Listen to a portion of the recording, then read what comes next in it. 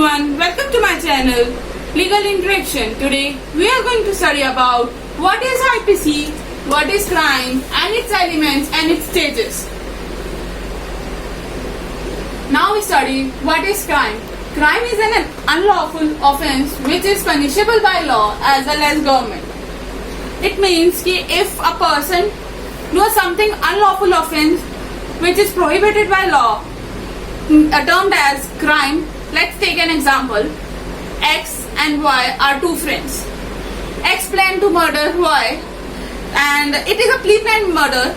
So then X is blamed as a criminal, and it is come under the section 300, which shows that X is liable for murder. Now we will understand what is IPC and why IPC is formed.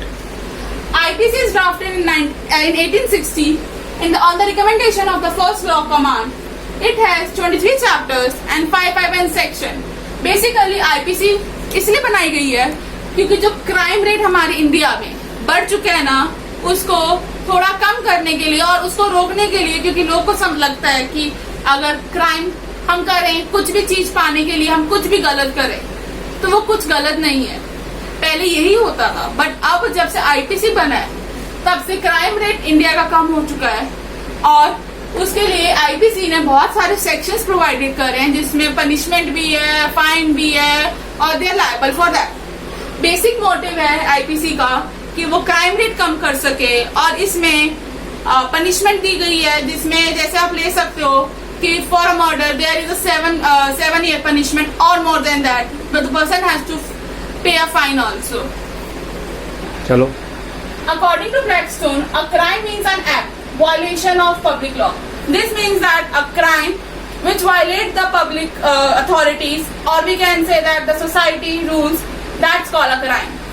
Or according to jurist Sir Stephen, he says that a crime is an act forbidden by law, or which is at same time recollection of the moral sentiment of the society. This means that the law which is forbidden means that if we have done something wrong which is forbidden by law, that's called a crime. And according to society, if the moral, we can say that if a person says this is if a person abuses the other person, that is also called a crime, because in a society moral it is termed as crime. And according to the ordinary law, we can say that the law which is punishable and prohibited by government, that is known as a crime. Now we study about the elements of crime. First is human being, second is mens rea, third is actus reus, and fourth is injury.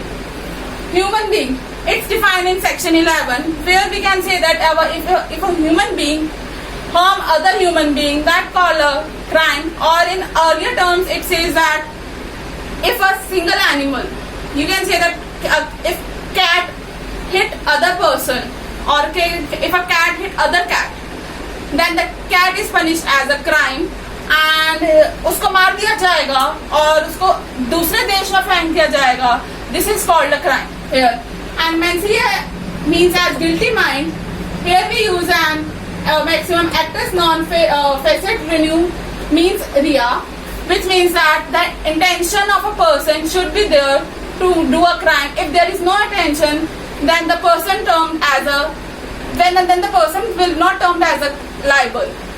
Next is actus rea, which is termed as guilt act, where if a single person has an intention to do the act, that is termed as a actus rea, where the person can held liable for a crime. We can say that if I have done something wrong with an intention of doing a murder or a pre-planned murder, that is called an actus rea. Injury, which is defined under section 44, if some person get a single injury by hurting him, by reputation, if a person reputation get down, or we can say that if person mind, ear, eyes, anything get hurt, then the other person should be held liable. Now we take the case law of mens rea. First is R versus Tolson. इसमें ये था कि second case law of mens rea. First is R versus Tolson. इस case में था R Tolson की wife थी, where Toulson और आर 7 साल से इकट्ठे नहीं रह रहे थे और टॉल्सन गायब था 7 साल से। तो आर ने, उसकी वाइफ ने, टॉल्सन की वाइफ ने उसको ढूंढने की बहुत कोशिश करी, बट वो मिला नहीं। उससे बहुत कंप्लेंट्स करे, खुद ढूंढा, पोस्टर चिपकाया, कुछ नहीं मिला। उस ढूंढा ही नहीं। तो 6 महीने बाद टॉल्सन की वाइफ आर ने दूसरी शादी कर ली और 7th मंथ में टॉल्सन आ गया। So Tolson filed a complaint against R that she has done a second marriage, which is not void, not legal. So the court has said that कि R liable नहीं है क्योंकि उसने सब कोशिश करती, 6 महीने तक उसने तुम्हें ढूंढा, सब कुछ करा। अब उसका राइट था कि शादी कर सकती है, तो उसने शादी करी। इसमें R liable नहीं ठहराया गया। R versus princess next case है। इसमें था एक छोटी सी लड़की प्रिंस के घर आई थी और लोगों ने देखा कि वो बहुत छोटी है, माइनर है, तो उन्होंने कंप्लेंट कर दी। तो उन लोगों ने कंप्लेंट करी थी कि प्रिंस ने उसको एज अ मेड रख रखा, उसको काम करवाता है, बट ऐसा नहीं था। प्रिंस ने बोला खुद कि वो खुद आई है मेरे पास, बट कोर्ट ने नहीं माना क्योंकि उसके पास कोई प्रूफ नहीं था। तो Prince is liable for that. Here next is state of Maharashtra versus MM George.